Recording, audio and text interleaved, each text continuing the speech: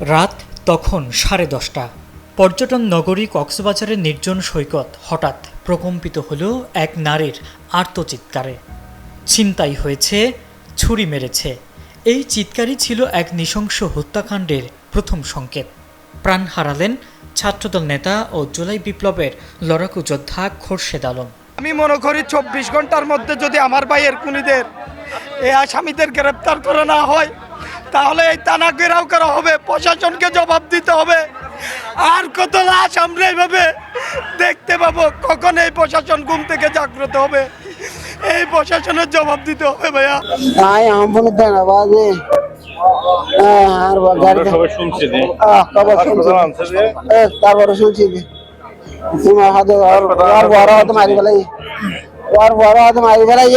সৈকতের শৈবাল পয়েন্ট ও কবিতা চত্বরের ঠিক মাঝখানে অতর্কিত হামলার শিকার হন খোরশেদ।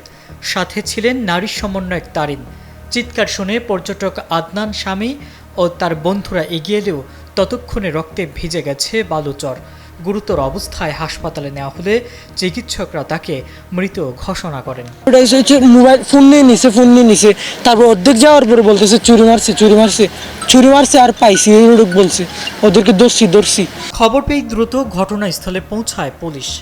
সেখান থেকে উদ্ধার করা হয়েছে একটি রক্তমাখা ছুরি, একজোড়া জুতা এবং একটি মাথার ক্লিপ।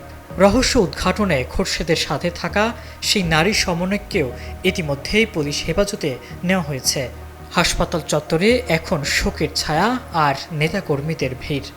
তাদের দাবি, এটি নিছক ছিনতাই নয়, বরং পরিকল্পিতভাবে ডেকে নিয়ে খোরশেদকে হত্যা করা হয়েছে। পাহাড়তলী এলাকার শাহ আলমের ছেলে খোরশেদ ছিলেন রাজপথের একজন সাহসী মুখ। আমাদের সিনিয়র স্যাররা সহ আছে, তো আমরা এখনও এটা একেবারে ইনভেস্টিগেশনের পর্যায়ে আছে। যেটুকু আলামত পেয়েছি আমরা এগুলো জব্দ করেছি এবং এখানে যারা যারা আশেপাশে ছিল, যাকে যাকে আমরা প্রয়োজন মনে করতেছি তাকেই আমরা জিজ্ঞাসাবাদ করতেছি।